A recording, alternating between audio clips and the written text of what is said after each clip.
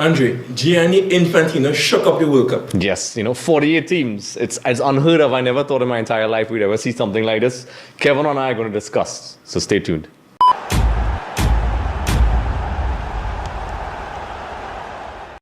Hey everyone, welcome to another episode of Extra Time TV. This is Andres O'Connell. I'm Kevin Campbell. And as Kevin said, the world has been rocked. Yeah. This is something I never thought I would ever see in my life. Infantino has dropped a bomb on all of us and said that we're going to have an expanded World Cup. Yay. And metaphorically, of course, so we won't get a red flag on YouTube. Yeah. Kevin, listen, I know you want to say something about this, so let me hear what you have to say. Andre, we had a similar discussion at the Euros where we spoke about the expansion, and I like it. We had differing ideas about it. Yes. And I like it because, let's face it, there's more countries in the world today. Yeah. And there are a lot of teams that never qualified for a World Cup. Most of the countries in the world never played in a World Cup.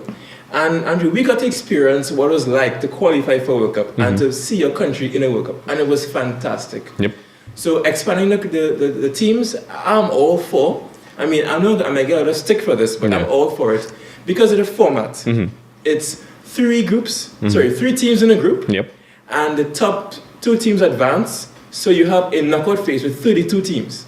So that's more knockout matches than previous World Cups. And Andre, as football fans, we love knockout football. That's the best part of the tournament. Yeah. And it's going to be similar to how the qualification for the Gold Cup was, where you had three teams in a group, which we experienced recently. And I think that the third place team is going to be eliminated, and the top two will go out with advance, actually. But in terms of the countries, when you look at qualifying for the World Cup, numerous countries fall just short. You're talking about like Iceland, Uzbekistan, Bahrain, countries that never made it, but they always seem to be Trinidad. really close. Really close. So I think this is sort of a safety net for those countries. Yeah.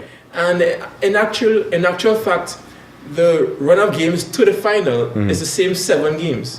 So a team may play, so it's not an extra burden on the players. So I like it. Yeah, I have mixed views. Kevin was definitely right. From a football purist, I mean, the World Cup has evolved over the years. So, there was a time it was completely different from what we know now. Yeah. And in a couple of years, that's what another generation would think is the norm. So, we have to get with the times. Well, me at least. I have like it more than I hate it. So, it's not like I completely despise it.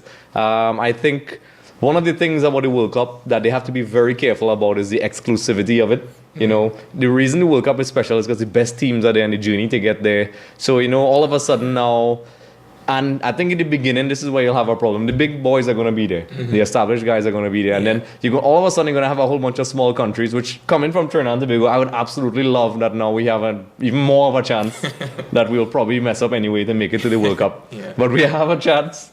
And I'm excited for the smaller countries. I am, because we are, Trinidad and Tobago, the Jamaicas, all these other countries can now go. And all of a sudden, we are the world stage. Now, from the wider perspective, I could see the real purists saying, well, those guys are going to get knocked out anyway. And eventually, very much like the FIFA Club World Cup, where people draw the conclusion, obviously the European and the South American champions are going to make it. Although recently that has started to change a little bit. So it's something I think has to grow on people. I think it's I'm going to shock everyone. I actually think it's an excellent idea if done correctly. But I still have some hesitation about if it's done correctly, because it could easily be very watered down. Because lots of people criticize the Euros. Even Portugal's victory has been, some people love it, some people hate it. Some people are saying they shouldn't have been there. I'm not going to take that away from them. Listen, he won. But Don't let Ronaldo hear that. Yeah, Ronaldo, I do not like it. I don't know why I give him that voice. But I like it. But I have some issues with it. I think it's going to have a lot of resistance from traditional fans. But I think it benefits the smaller countries. And people need to remember the World Cup is an event. Lots of people are shouting, it's all about the money and whatever. And of course it's about the money, because if you have an event, it's supposed to be successful commercially and financially. That's what funds it. Now, FIFA has a bad rap for the corruption and whatever. But at the end of the day, if you have any event, you want to make the most out of it. That's what it is. It's a sporting event. Just like the Olympics and everything else, they have to generate money and so on. It's not, like some goodwill thing. But of course, we'd love it that way, but that's just not how it is. It's just not how modern sports works, and even events. So I'm excited to see how it goes. But Kevin, maybe you could explain a little bit. A lot of people, when I read the news, were asking, how does this in the context of Trinidad and Tobago and CONCACAF? Yeah. How does it benefit us? Does it make it easier, and how so? Yes, it does. I mean, CONCACAF, we get 3 extra booths. Right now, at present, we have 3.5. Yep. And in come 2026, we'll have 6.5. So the hex would be. Yep. And they may reject the whole process, so we may still not make it to that stage. If there are 6 places, we may come 7. Yeah, and South America gets 6. Yeah. Africa gets 4 more, which I'll come to, which I really like. Yep. And the player Oceania gets 1 set booth. No, right now they have half. Yep. I think Europe has 2 more, and Asia gets more. Yeah. But with Africa, what I like is that 4 extra teams. And Andre, when you look at African qualification for the World Cup, you always have big teams missing out. Yep. I mean, look at this round. I mean, you have Cameroon, Morocco, Yep. and I think Nigeria in the same group or something. It's insane. And so one of those big teams are going to miss out. And we see how good African teams like Egypt, they never made it since 1990, Yep. and they've had probably the best team in Africa for the last 10 years. Yep. And they didn't make it to a World Cup. And they were winning consecutive African Nations Cups and so on. Yeah, so teams like that sort of fall by the wayside at the last hurdle. I would love to see in a middle tournament. There are players who I would have loved to have seen at a World Cup. I mean, like Giggs and Bale come to mind now, but guys like George Weah in the past that we couldn't see on the world stage because the country just wasn't good enough. Yep. And Shevchenko, after a while, he made it. But what about me though? Yeah, don't worry, time will come. Yeah. Train hard, 10 years. Never give up. Yeah, you'll be there. And I'll be somewhere. Yeah, I'm one of the few people that sort of likes me though. He's a hard guy to like. But let me not drift off. It's exciting.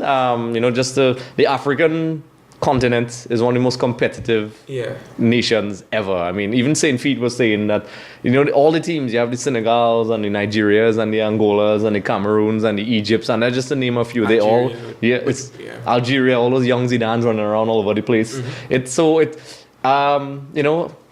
Let's say your opinion, because it's definitely something I could babble about for hours. But I have my, concerns about it. I think they have to be very careful that it doesn't come off as a cash grab, which in a lot of ways it is. But you know what? Nothing is wrong with that. You want to sustain so you can have more World Cups. Yeah. So where the money goes is a whole topic altogether. But I think it's a great idea. I think it needs to be done properly.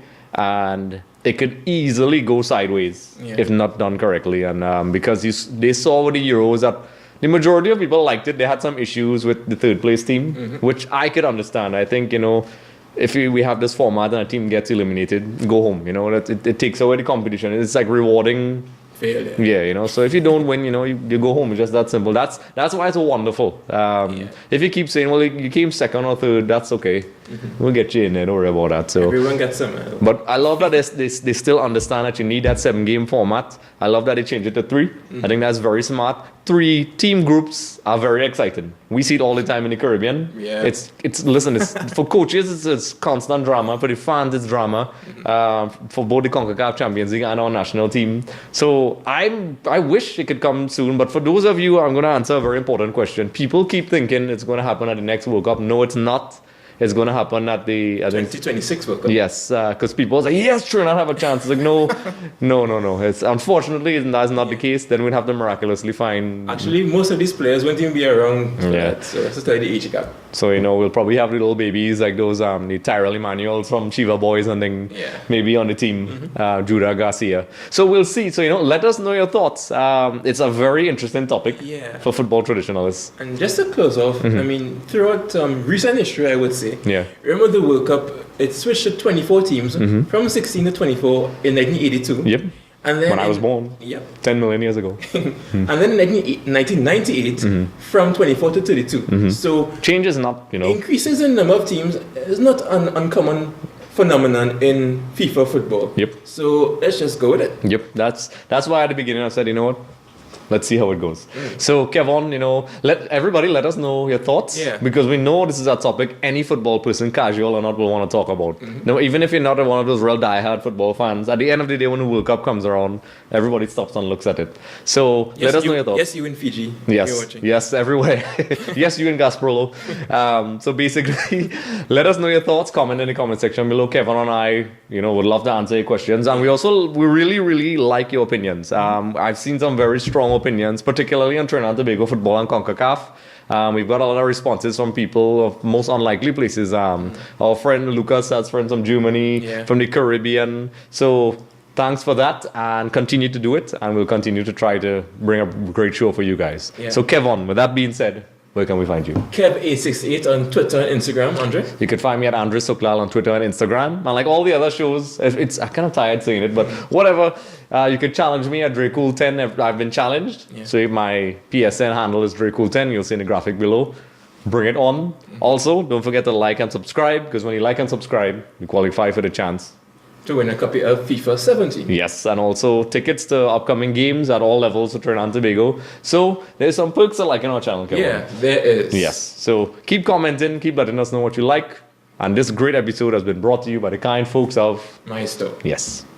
Okay guys, so don't forget, if you like and subscribe our page on YouTube, Extra Time TV, you instantly qualify to win a copy of FIFA 17. So don't forget, like and subscribe.